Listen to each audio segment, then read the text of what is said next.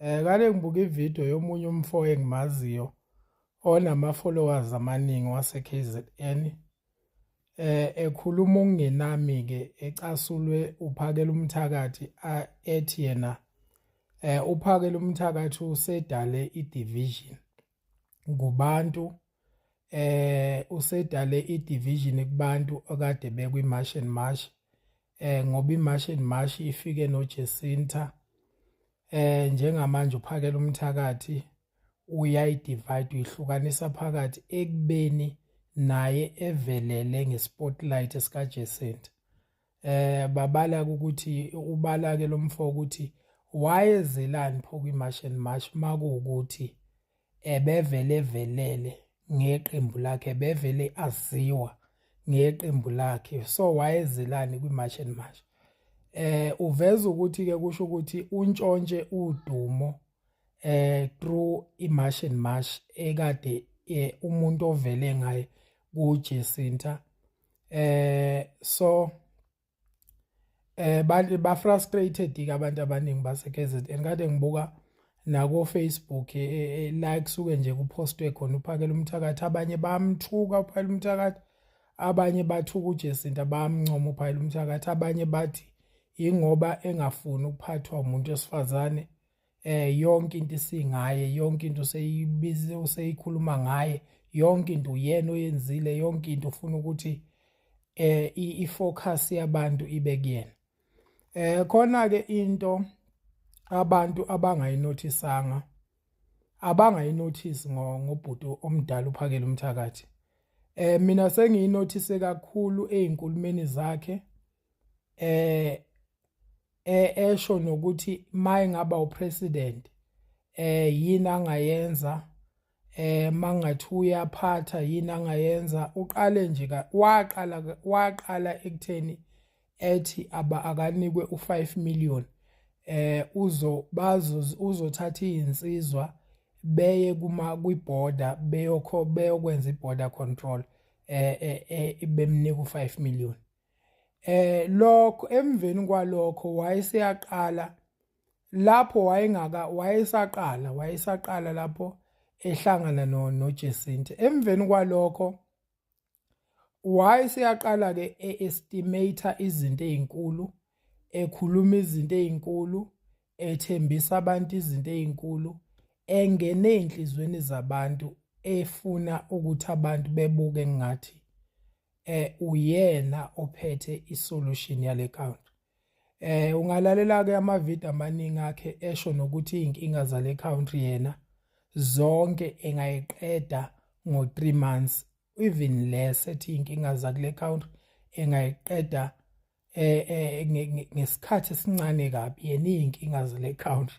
Imagine inkinga zale country ngoba zinkulu kangaka, ziningi kangaka, mawukuthi khona umuntu sehlupheke over 30 years sihluleka kuhulumeni we-ANC, mawukuthi khona umuntu osesithembisa ukuthi zonke inkinga esinazo singabantu abamnyama, i-liberation noma i-revolution, khona umuntu ongeza nayo within 3 months. Lokho ke kimina bese kungama red flag already kungama red flag ukuthi ubhuti uNdabandaba ufuna ukudla inhliziyo zabantu ngehaba nangamanga, futhi ke ngisho njalo nangamanga, ngoba uma uyi-leader kumele ube very honest. Mawuyi-leader ungaqamba manga, usibuyisele kuyo lento esiphuma kuyo esesiyaziyo thina. Ayithi siyifunde nge-ANC, akizifunde nge-ANC ukuthi khona abantu abangakutshela ukuthi bengakha izindlu ezu1 million bengazakhi nokuzakha, ukuthi khona abantu abangathi bengacreate amathuba omsebenzi a1 million bengacreate ngisho u30% walawo mathuba. Sesiwajwayele amanga ama-politician. Mawuke waqhamuka nawe ngalawo manga lawo, i-red flag suke sesibona ukuthi awuyona i-leader, nawe umuntu ofunda ipolitiki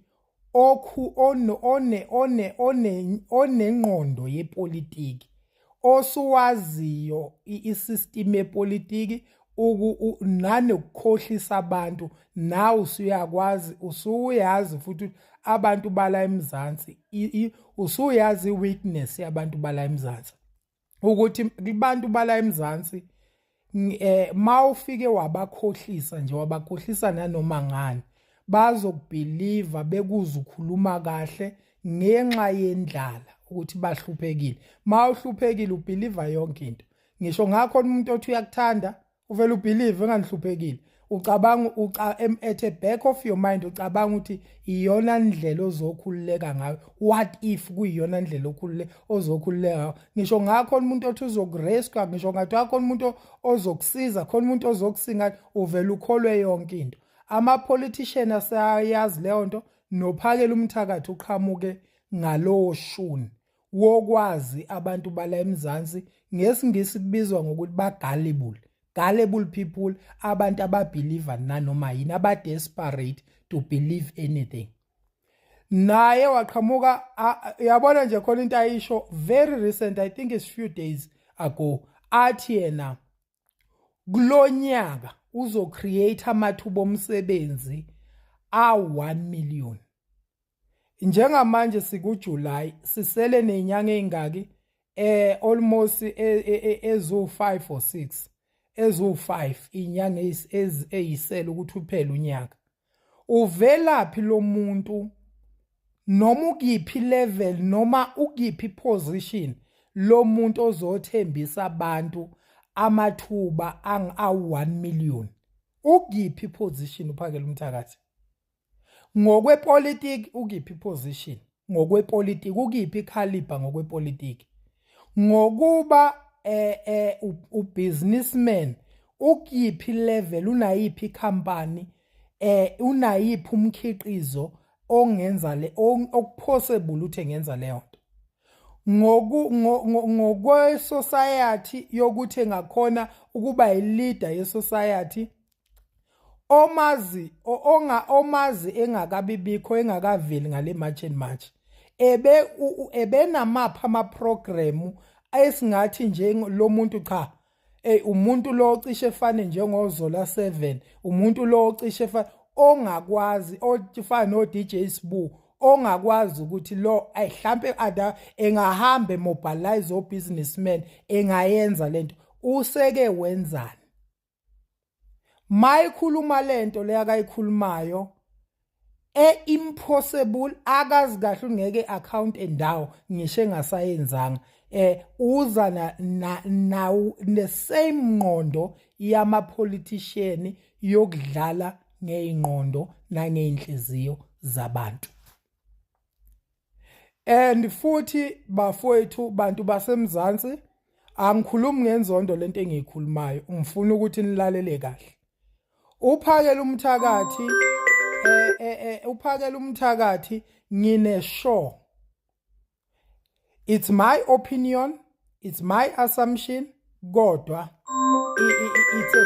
it's a very strong assumption. Kulento le ye March and March nakulento ispotlight akasitholile, usetempted ukuyitshela ukuthi usetempted ukuyitshela ukuthi engayivula ipolitical party bese enza leader usetempted ukuyitshela ukuthi engarecruit abantu abathembise bese ebathembise besenza bese ekhohlise angayi ukuthi ebakhohlisa abantu. Unentshisekelo yokuthi khona into angayenza, kodwa leyo nto futhi izokwenziwa ngeprogram ezoba ipolitical party. Lokho angeke ngikuprove ndawo, kuyi-assumption, kodwa amadoda amayahlangana ukuthi njengoba lokho ethena mayengaba upresident, kanje ngasolve inking, iyona ndlela leyo yokucabela indlela ukuthi ukuthi useqala iphathi abantu bemjoyine mangahle kade ake ngikhuluma kade ngizwa unkosikazi wami nawe engizwa ngikhuluma lolu daba lama-foreigner engizwa ngikhuluma lolu daba lama-foreigner lolu uthi kumina why kanti nawe baby ulokhu ukhuluma lolu daba lama-foreigner la bantu laba labantu baphi babheda laba baka ngithi mina okay sharp ake ngithi ukhuluma ngalokho ukudayisa ukudla uthola ukuthi kubanjwe ukudla okubolile izitolo zabo okuyinto ke leyo ukuganga kwabantu abakwi-retail ukuganga kwabantu abakwi-retail lokho abantu male mwathi mayekhuluma lento abantu bamkwatela iyasheshe yayiprove futhi leyo nto akuphela ngisho 1 month or 2 months yayiprove ukuthi beqinisile ukuthi kahlahle lento ayinawo umbala wokuthi yenziwa abantu bangaphandle kuphela lento ukuganga nje ipractice yokuganga eyenziwa abantu abakwi-retail whereby bebona ukuthi la lokudla sekuzo expire njengamanje beqale bethena especially mase ku expire ikhona futhi enye indlela ukavoida ukulahlekelwa imali ngoba phela mase kubola ukudla kulahleka istock njalo mhlambe ungathi uma ungenza istock take uzothola ukuthi ku Shoprite ngabe kulahleka istock due to expire mhlambe let's say for example uthola ukuthi it's 300,000 down the drain so kuba khona ke ezinye zeindlela ezokuganga kwi-retail yokuthi bayazama ukuthi what are the methods abangawasebenzisa ukuze kuhambe mashishane lokudla and then bengabe kwi-loss lokho kuganga lokho wonke umuntu okwi-retail ukuganga okuvamile kufana njengawe nje mangathi udayisa otamatisi udayisa obhanana uthola ukuthi sebeshiswe yilanga kwesinye isikhathi ugcina uthatha ubhanana makuthi udayisa 10 ngo10 rand uthatha owodwa kulo ufaka aba-fresh bese uthatha owodwa boli ufaka kanjalo kuganga lokho akukho right angikupromote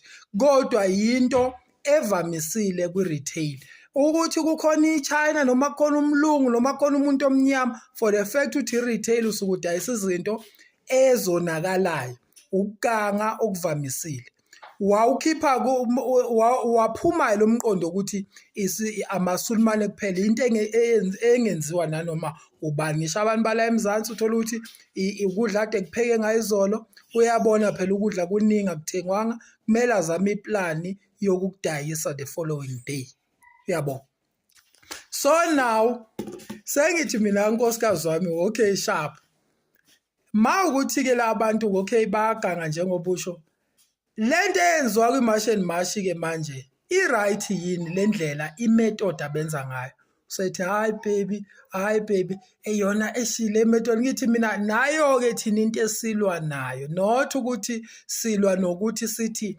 ama-foreigners awanayo izinto azenzayo ezimbi kwi-country azikho izinto esike sayibona esike sazizwa ezimbi ezenziwa abantu bangaphandle asisho lokho kodwa the method esetshenziswayo siyazi into engeke ilunge siyazi into nje sazi ngisho ama-outcomes akhona ukuthi ekugcineni kuzogcine kukanjani sazi ngisho leyo zinto ukuthi ekugcineni isigcino kuzogcine kanjani isigcino ukuthi khona nje ade ngibukela idolobha livezwa idolobha liyavezwa ku-empty ku-dry akunamuntu sekuthiwa kuxoshwa ama-foreigners sengibuka ama-comment-ke abantu bathi abantu yena now the government has to give us funding to open businesses umsangano sengixoxela omunye umfo engisebenza naye sihlalele ngithi mina uyazi ukuthi thina bodakhi ngendlela esingayo bala eMzansi more especially bala eMzansi ma ukuthi unganikwa ugovernment u1 million ethi qala ibhizinisi badinga futhi ukwenza security be-tight kuwena ukuthi ngempela leyo mali izongena kwibhizinisini ngoba uzovela ungayifaki ibhizinisi. Kubhizinisi uzofaka ushintsho. Into ozoyenza yokuqala ukuyo-extend, ukuyokwakha indlu yakho, uphinde futhi into ozoyenza ukuyocisha izikweletu zakho. Kubhizinisi sekuyongena ushintsho. I-mentality most of the South African abanawo. Khona i-funding ka-government engiyitholile ye-asset assist. Kule funding le ize kahleka, ngixoxela omunye umfana 60,000 ama-asset, bangithengela ama-asset ka-60,000. Manje benza sure ukuthi bayibona abaxhumana nalabo abantu oquote kubona, beze sure ukuthi bayilandela leyo nto izifike leyo asset kuwena. Sengixoxa lo mtshita ngithi yazi benza into very good. Uyazi ukuthi ngisho mina nje sometimes bema kulo 60,000 bebenginika in cash. Ubuzothola ukuthi myself ngikhuluma kanje. Bengizovele ngithathe maybe u-30,000 ngudle u-30,000 esengiyothenga izinto zebhizinisi. It's a mentality. Abanye bengawudla wonke u1 million mabenganika kuthiwa baqala amabhizinisi. Abanye bengawudla bonke. Uyazi lezi ama-funders amaningi aphuma umkhankaso trace abantu abafandayo ukuthi did they buy what they said they were gonna buy. Bayathola kaze ayithenge lo muntu lento. So engisho ukuthi after sekhishwa ama-foreigners seku-dry futhi ey'tolo angeni muntu. I-rent yalapha iyanyisa, uthola 7,000 15,000 i-rent, of which abantu abaningi basemzansi in this high rate of unemployment aba-afford ukuthi engangena kwi-CBD, engangena edolobheni arente arun ibhizinisi. Abantu abaningi, angikhulumi ngawo wena ozothi mina uyibaleka, ngikhuluma ngabantu abaningi bala eMzansi aba-afford. Nami ngathi ngizama kwenye indawo kwathiwa 7,000 ngaphuma ngiqasha. Angobani as-afford ukuthi singarenta lezo imali. Kwenye njalo ngeyicheck kwathiwa 20,000. Angi-afford for leyo nto leyo. Majority abantu basemzansi ngisho ngathi abarente u-2.5, majority of them aba-afford. Basadinga certain things akusamele bedlule kuzo mkhani befinyelele kuleyo level. Mawusubakhiphile ke seku-dry, ubakhiphe ngakini emakhaya ngakini kube dry, seniyoze nilinde inyanga njalo makumele ngisho isinkwa ngazi seniwenze njani. Kumele yonke into eniyifunayo niye edolobheni. Anisenawo lo my friend olada uzane nawo, sekumele niye edolobheni. Uthola ukuthi awu-afford ngisho ukuya edolobheni. Ufohla mhlawumbe u-50 ukuya nokubuya edolobheni. Sekumele ngisho ufuna izinto ezincane uye edolobheni. Iyaqala ke lapha, iyaqala inkinga, usuyayizwa manje inkinga. Ilezo zinto esikhuluma ngazo. Nanokuthi ke iplan yelento mase nixosha isulumane eliqasha abantu abawu10, nixosha iChina kwi-China Mall eliqasha abantu abawu15 bala eMzansi. Njengoba i-unemployment rate i-high kangaka, manivala leso sitolo, imaphi amathuba omsebenzi eniwalethayo? Nimnikani lo muntu okumele bephume belandelana bazi kahle ukuthi namhlanje asisasebenzi, sekumele sivuke sihlale ekhaya, asisasebenzi.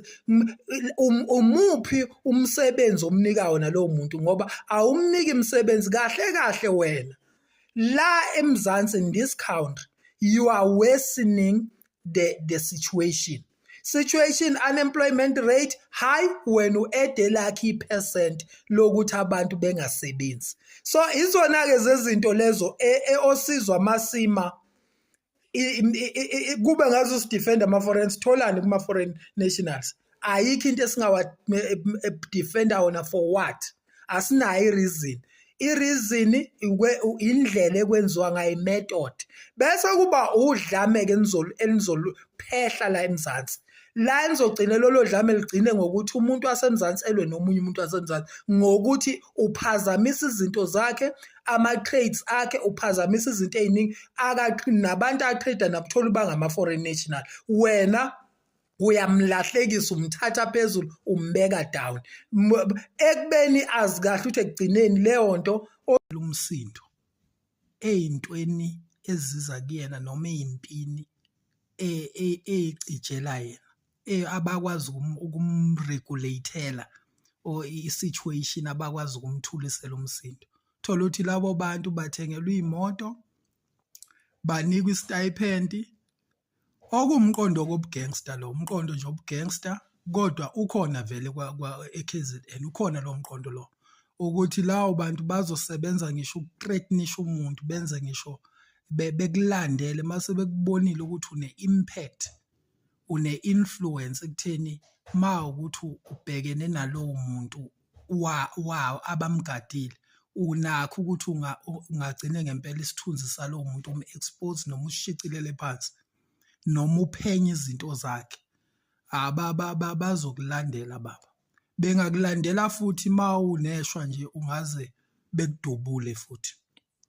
Umqondo-ke ogcwele kakhulu kumaZulu ukuthi khona abantu abangathintwa, lento le igcwele e-KZN, ukuba khona kwabantu abangathintwa, nabantu engingakhulunywa ngabo, nabantu abangagxekwa, nabantu abanga-challenge-jwa ngombono owehlukile kulo abawumele. Umuntu oba-challenge-a kumele kudilwe naye. Umqondo wamaZulu. AmaZulu amaningi, when it comes to debate, awadebate amaZulu. Awadebate iningi lawo. La ngayi wonke amaZulu, la aselokishini thina nje sikhulele emalokishini, siyakwazi ukuthi ucabanga outside the box. Angisho ukuthi awukhulele emakhaya, baningi abantu abahlakaniphile abacabanga outside the box abasemakhaya, kodwa laba kakhulukazi lezi yabona ngesiZulu sithi abanobuqhaza nyana, abayiziqhaza. Thola ukuthi bona abakholelwa ukuthi kumele umqondo kumele ama-ideas ahlolwe kubonakala ukuthi yiphi i-idea ehlula enye. Abakholelwa kulonto, unikwa lowo mbono walabo bantu noma ngathiwa awuphusile, kumele ngokuthi usuthathwe i-majority nawe kumele ungene kwi-majority. Umqondo wamaZulu onga-support, ongayeseki futhi la ma ukuthi awukho umdibi nalabo bantu abenza leyo nto, uyimbuka, and then futhi nalobo mbuka bakho kumele kudilwe nabo ukuthi wena awukho ngani kulo mbhikisho lo. Umqondo wakwaZulu. Umqondo obhedayo njengamanje in this century kumele udilwe nawo uphele lo mqondo ukuthi behluleka abantu uku-understand ukuthi umuntu nomuntu unelungelo lokubhilivela entweni akabhilivela kuyona, as long as ingalimazi umuntu. Umuntu nomuntu unelungelo lokwenza into akafuna ukuyenza, as long as engaphazamisa amanye amalungelo omunye umuntu. Akekho umuntu okumele kube ngazuthi wanikezwe igunya umdali lokuthi acabange, avuke ekuseni ecabange into ethile, and then abanye abantu kumele balandele. Ongalandeli usenze into ewrong kumele alandele. Ayikho into enjengaleyo. Ayikho nje into enjengaleyo. Leyo nto leyo ungakwemukeli futhi lokho yikho lokho kuzogcina kudala ukuthi ubone South Africans belwa against each other. Ngayo lento match uzobona kuzobe sekulwa ama-South African versus amanye ama-South African, laba befuna ukuthi siwamukele ngenkani lo mqondo wabo, siwamukele ngenkani le idea yabo yokuthi akushawe ngisho abantu ngempama, kuxoshwe kuvalwe iy'tolo, kwenzeni sibe thina nathi sinomqondo omunye owehlukile wokubuka i-impact ezoye kwenziwa ileyo nto, ukuthi after that kuzokwenzakalani. Thina sesibuka lokho, our argument ilapho ukuthi kuzokwenzakalani. Our argument asekutheni ngabe ey'nkingeni esinazo ey'nkulu la eMzansi, ngabe lena yiyona inkinga la noma we are misdirected. Thina our arguments lokho, mhlawumbe ngeke sesiphakamisa into engaxakile la sesiyiphakamise phezulu as if iyona into esixakile la eMzansi, and futhi mawasusa yona kuzolunga yonke into. Siyeka an elephant in the room. an elephant in the room yiwo lama-politician la futhi nala bantu ababhiyoza phambili, those are the politicians. Ngisho uJacinta lo, it's a politician.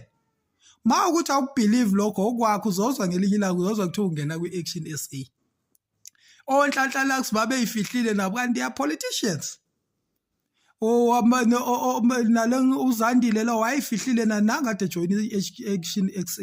Laba bantu they have a zeal, a potential okuba ama-politician ngenxa yokuthi mhlampe due to the inakhunjani due to their upbringing akaze beyithole ispace kwi-political party kodwa banezili banespirit sama-politician.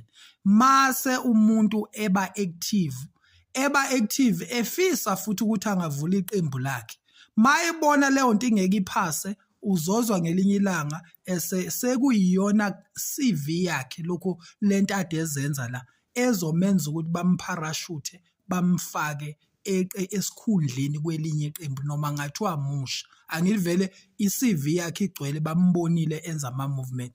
Jacinta laba down the line uzomuzwa kuthiwa usengene kwenye i-political party. Lento akayenzayo njengamanje ukuba ishingishane nje manje ubhala iCV yokuthi mayeseyongena kwenye ilinye party bamukele bambone ukuthi unamagalelo angakanani. Phakela uMthalati it's a politician IFP. Ngicabanga ukuthi futhi na kwi-IFP sekukhona mhlawumbe ukungemukeleki kahle it's another lento ayenza it's another channel emchannel somewhere kwi-career yakhe political. Ngizwe vele ke ngizwa angakhulumisho nangayo ngizwe. So ikanjalo lento eKZN ngeke ngizwe nje bagxeka uRamaphosa bambiza ngazo zonke izici, bambiza ngayo yonke into umuntu emdelele noma yikuphi ekhuluma izinto ezihlaza hlahla.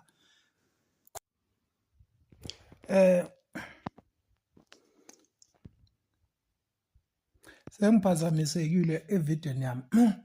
Khona nje abathuka uRamaphosa bamthuka ngayo yonke indlela.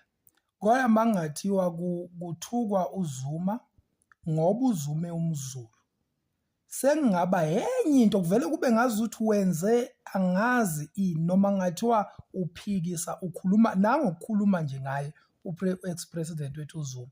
Ngenxa ukuthi umZulu akumele kukhulunywe ngaye. La amanye ama-political leaders amaZulu anemvumo yokuthi engawathuka engakhuluma engawachwensa kodwa uZuma yena uprotected ngokuthi umZulu. Eminye emqondo leyo ebhedayo elele kuwo lo mqondo engushoyo wamaZulu okuthi umuntu umZulu umuntu nje umZulu ma ukuthi awuyena umZulu kuyehlela kuwena kungashiwo noma yini kuwena kungenziwana noma yini kuwena. Ilezo inqonjwana ezisikhula oyibona kulezi ngisho ngathiwa yenziwa itribe yakho itribe yakho but kumele ubasiza abanye betribe yakho ukuphuma kulowo mqondo ngoba umqondo obhedayo oyokwenza ukuthi the day usuba nempilo ngaphandle kweprovince yakho uyoba nomzima kokwamukela ireality njengamanje. So ezinye zezinto ivideo yami sivele yaba nokukhiqizeka so